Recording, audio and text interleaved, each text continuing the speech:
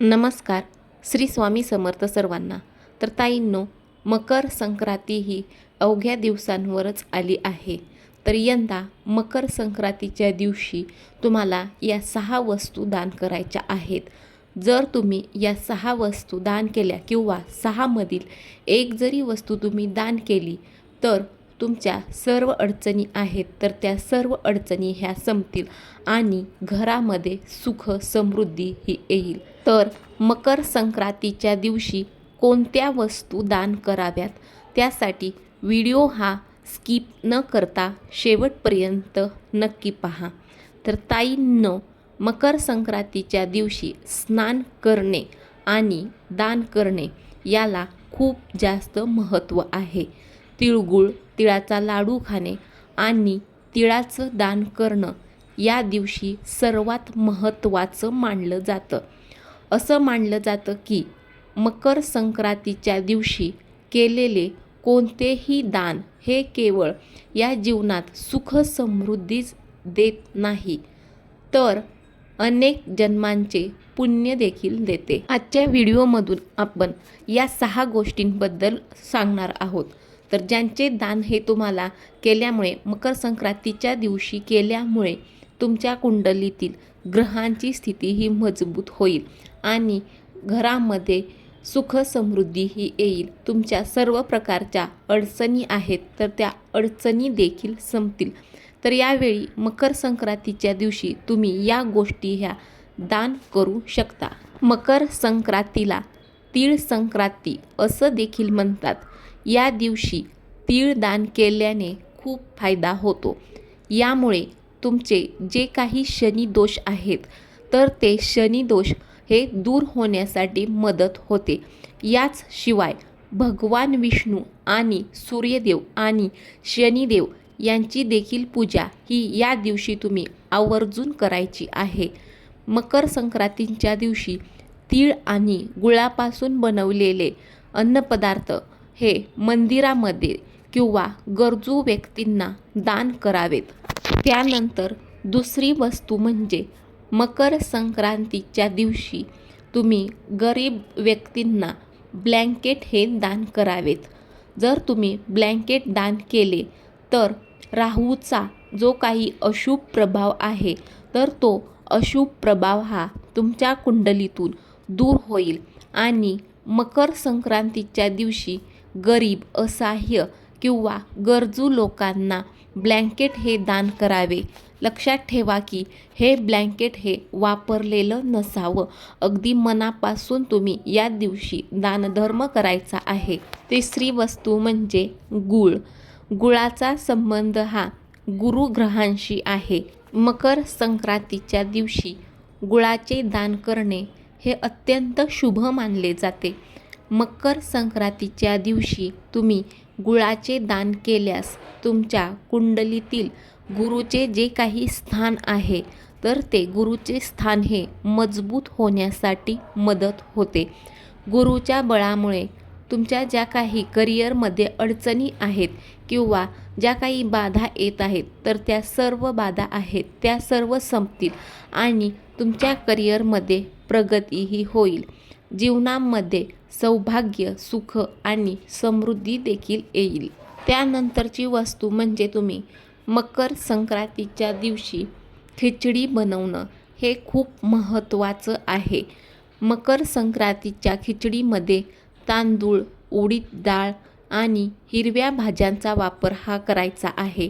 या गोष्टी ह्या शनी, बुध, सूर्य आणि चंद्राशी संबंधित आहेत किंवा जोडलेल्या आहेत. या दिवशी तुम्ही खिचडी खाणं आणि दान केल्याने या सर्व ग्रहांची ती कृपा होते.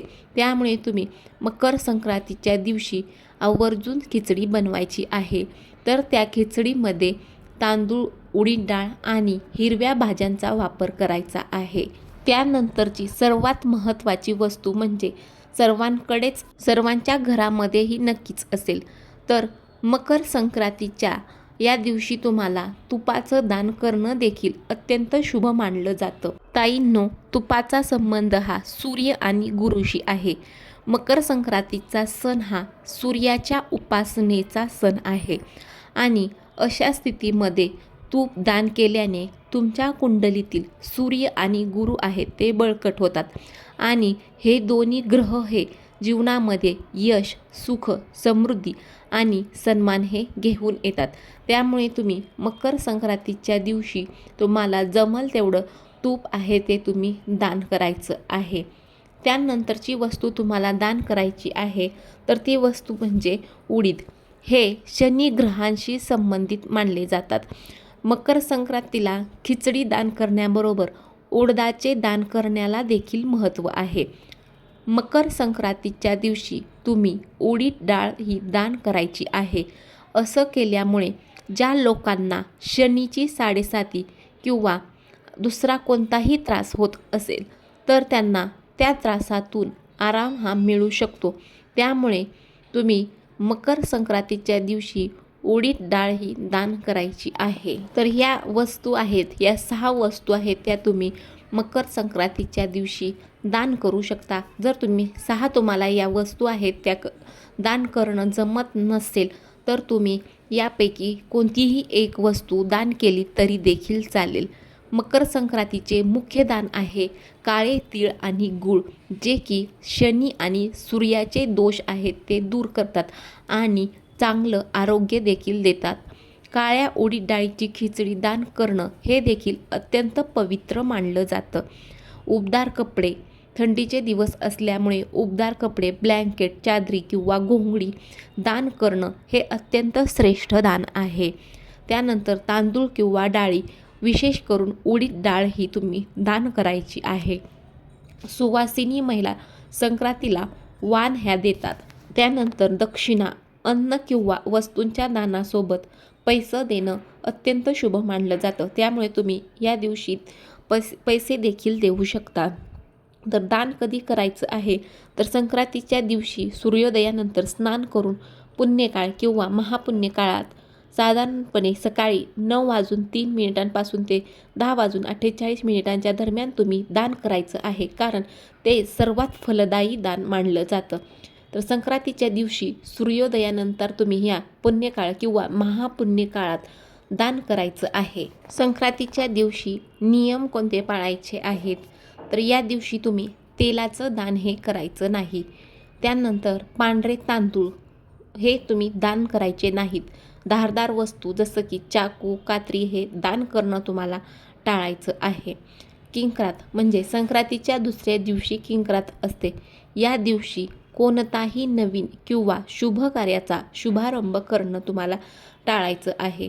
यंदा संक्रांत ही पिवळ्या रंगावरती असल्यामुळे तुम्ही पिवळ्या रंगाच्या साडी किंवा पिवळ्या रंगाचे कपडे आहेत ते कपडे वर्ज्य आहेत. त्यामुळे तुम्ही पिवळ्या रंगाचे वस्त्र आहेत ते परिधान करायचे नाहीत. पिवळ्या रंगाची फुलं देखील तुम्ही वापरायची नाहीत. तर हे काही नियम आहेत तर ते नियम हे पाळायचे आहेत. तर ताईंनो, व्हिडिओमधील माहिती तुम्हाला आवडली असेल तर व्हिडिओला नक्की लाईक करा, शेअर करा आणि चॅनलला देखील सबस्क्राईब करायला विसरू नका.